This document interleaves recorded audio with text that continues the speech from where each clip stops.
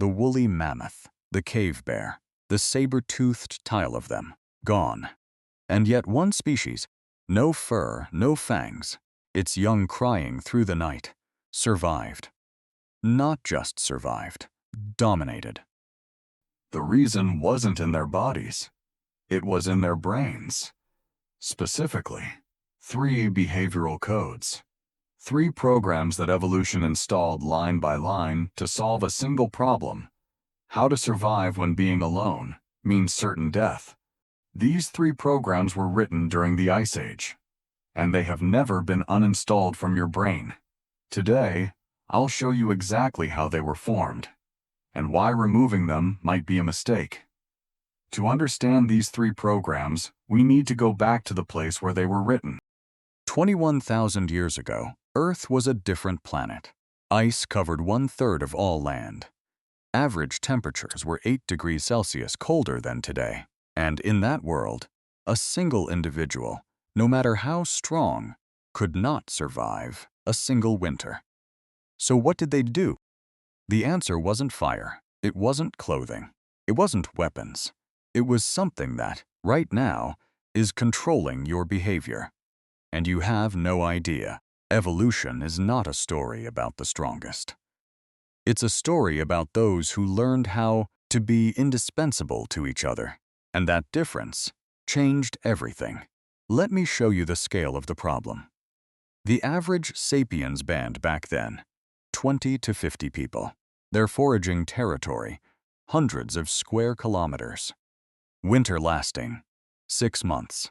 The best hunter in the band, on average, failed 2 out of every 3 hunts. Pause ones and 1 failed hunt in winter could mean starvation. The first solution evolution found wasn't a food stockpile. It was people. You share your meat today with the person next to you. Next week, they share theirs with you.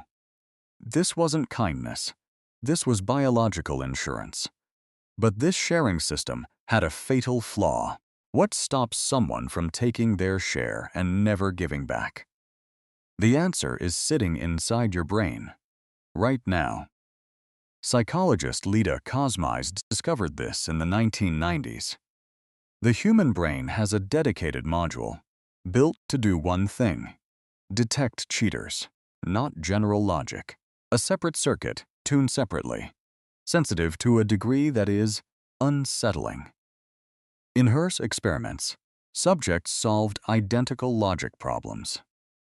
When the problem was neutral, accuracy fell below 25%.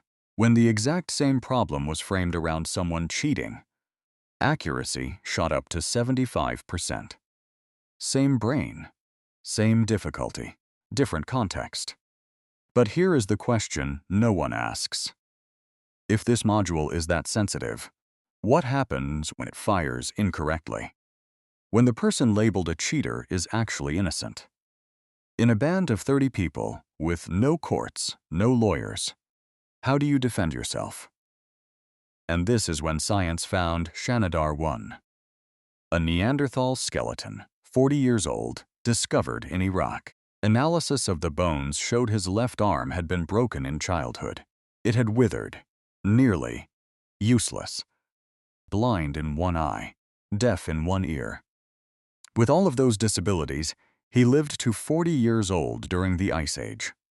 Unable to hunt on his own, unable to defend himself, meaning that for decades, the entire band fed him, cared for him, protected him. A person who contributed nothing physically and was kept anyway. But evolution never lets a paradox persist without a reason. Why keep someone who can't hunt, can't fight?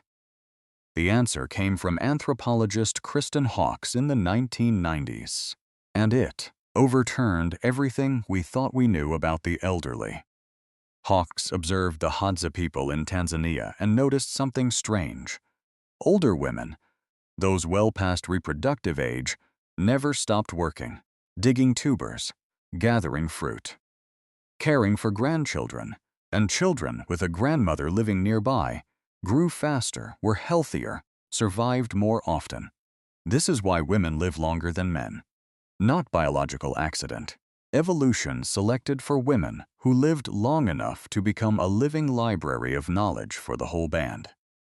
Knowing which season had edible roots, knowing which leaves could treat illness, knowing just how bad that particular winter could get, because they had already lived through one. Your ancestors shared food to build survival reputation. People remembered who had fed them when they were hungry. And they remembered for a long time. You post charity photos on social media. At its core, it's the same algorithm, just a different platform. Your ancestors used venison, you use likes. Biologist Amat Zahavi named this behavior costly signaling. You prove your trustworthiness, not through words, but through actions that carry a real cost. The food you share is real. The time you give is real. The signal cannot be faked, because faking it costs too much. But this system, the sharing, the cheat detection, the costly signals, left something behind in your brain today. Something you think of as your weakness, which is actually the trace of a survival war that lasted 20,000 years. Nobody talks about the hidden cost of being good at cooperation. Everyone praises cooperation as a virtue, but the brain optimized for cooperation is also the brain obsessed with fairness, to the point of near pathology. Science calls this inequity aversion, and it isn't unique to humans. Capuchin monkeys in Franz de Waal's famous experiments, receiving cucumber, while the monkey next to them received grapes, threw the cucumber back into the researcher's face. Better to have nothing than to be treated unfairly. Have you ever worked in a group and found yourself unable to stop noticing who wasn't pulling their weight? Not because you're petty, but because your brain is running software 20,000 years old. Software that once registered a freeloader in the band as a mortal threat, and the grandmother hypothesis also left a shadow in reverse. Your brain is wired to respect the experience of older people, because that used to be the difference between life and death. But in a world changing faster than a single generation, experience from 40 years ago can be a trap, not a map. We inherited from our ancestors the most extraordinary tools that have ever existed. And the only problem is that those tools were designed for a world that vanished 20,000 years ago. Your brain today is still running all three programs. Cheater detection. Every time you feel you've been treated unfairly. Costly signaling. Every time you want to prove you're worth trusting. Grandmother hypothesis. Every time you both respect experience and quietly doubt it. If cheater detection is the instinct that kept us alive, why does modern society teach us don't compare yourself, don't resent? Are we fighting our own survival instincts? Or are we evolving one step further? Humanity didn't survive the Ice Age because we were the strongest, but because we learned how to be unable to live alone and built an entire civilization from that mutual dependence.